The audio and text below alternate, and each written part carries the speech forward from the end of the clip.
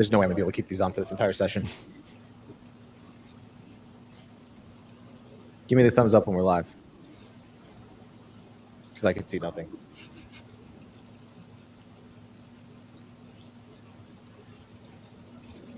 All right, we're live for the Partner-Led Startup Awards, for the Partner-Led Startups of the Year. Welcome to the PLX podcast studio. We're living in the future, Will Taylor. We are here and we are feeling good. Look at us. We look amazing. Amazing. I got my Extreme Racing shirt on. I got my DeLorean parked out back. I hope everyone's enjoying PLX Summit. And I'm super excited for the keynote coming up next. We got Andrew Chen and Bob Moore, and then wrapping the day with a podcast for those folks that want to hang out with us after hours here in the podcast studio. But I'm super excited to announce we had our 10 partner-led startups of the year that we nominated. And now I'm happy to announce the 3 winners. And I have some of our friends here. The first one that I want to announce is my good buddy and friend, Pete Caputo of DataBox. Let's bring Pete Caputo up to the main stage with us. What's up, Pete? Hello, gentlemen. Okay, this is ridiculous. I got to take off these glasses. I can't even take myself seriously right now. I can only see like half of you, but now I know where you are. Well, I'm super excited to talk a little bit more about DataBox because I feel like we really need to make the DataBox story more popular because, Pete, what you've done and how you've built DataBox, I just want to mention a couple things that, and feel free to correct me, but based on my understanding, DataBox, number one third-party connection built in the HubSpot at Marketplace, right? Yeah, other than the ones that HubSpot built themselves, like their Salesforce integration. Yes. Right. And then in addition to how your account executives and your team and your customer success are aligned, it makes no difference to them whether or not they're working with a partner, correct? That's right. Yeah, we don't really comp it would comp in a way that causes conflict. Yes. Yeah, and any partner can come in and spin up as many accounts as they want for their customers, and you don't say, oh, no, you have to make sure that the end customer signs up and make them go through that rigmarole. No, we decided right from the beginning that we would let our partners create and delete accounts for their clients without so much as a conversation with us.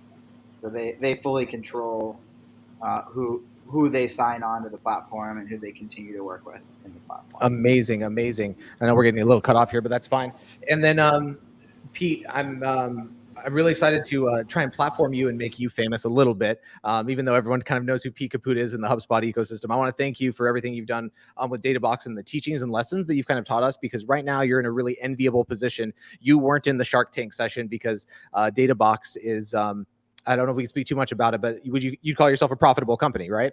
We are profitable. We've been cash flow, break even, cash flow profitable for almost 4 years now. So that's incredible. A very enviable spot to be in. Profitable overall. Yes.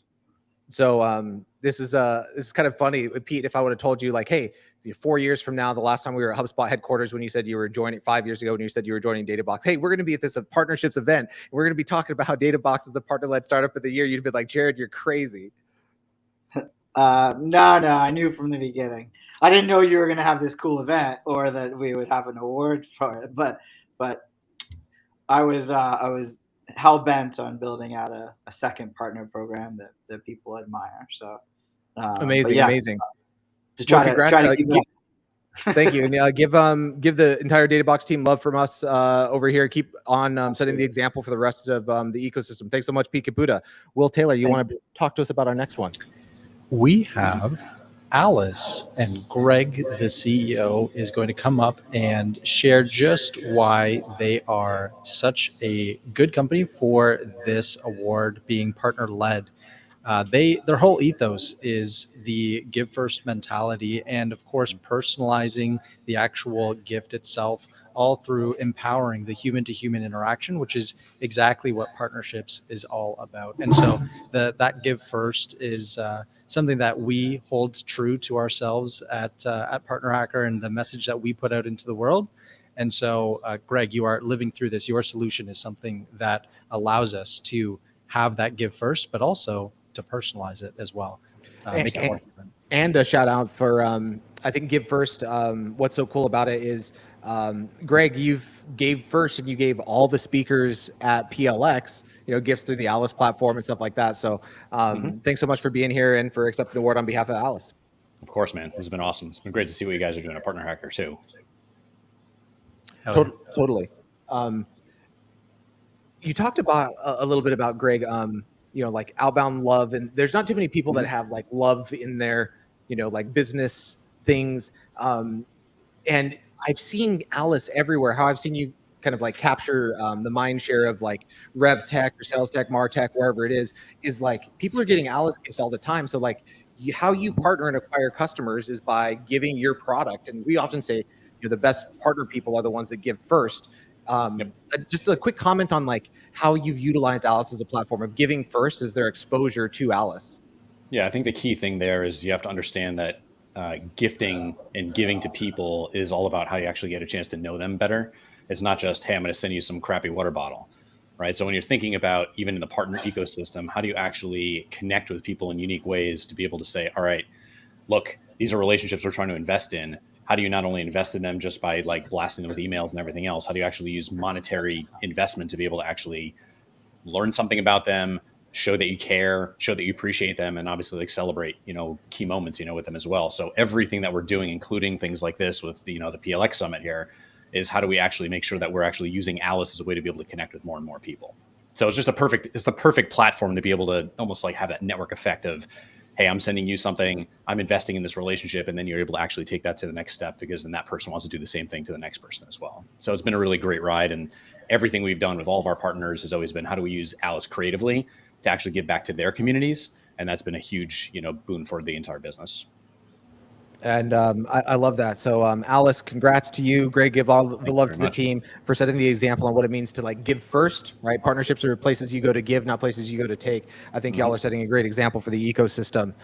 Let's bring up a good buddy that we're actually going to be closing the day with, Mr. Adam Michalski from Partnered. Let's get him on the main stage here.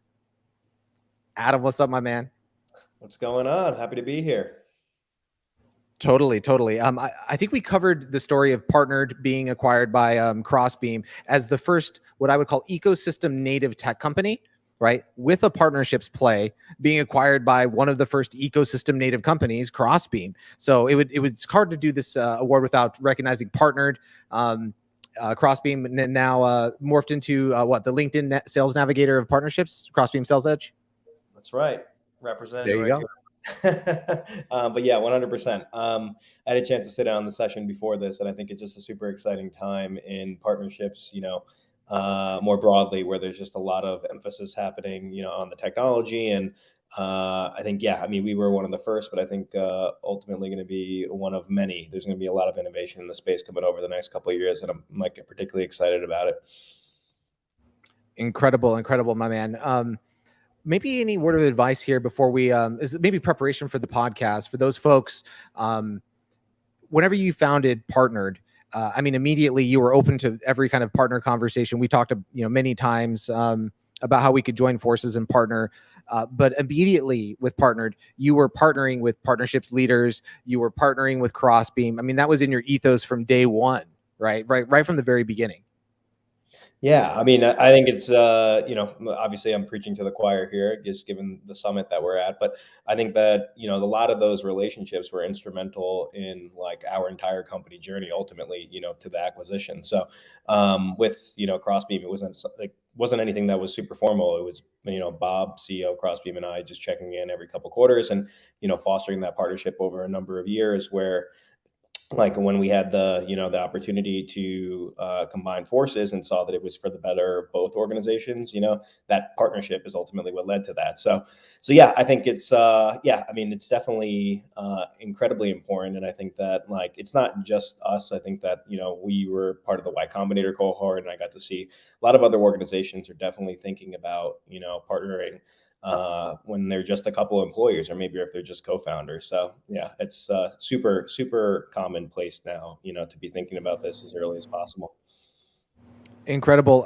Adam, thank you so much. I can't wait to wrap the day with you. It's been a bonkers day here back in the podcast studio for the special Partner Up and Partnered podcast live. So for those of you that want to hang out after hours, come hang out with us. But we got Adam's counterpart here coming on in just 5 minutes. Bob Moore, CEO of Crossbeam, and Andrew Chen, author of The Cold Start Problem.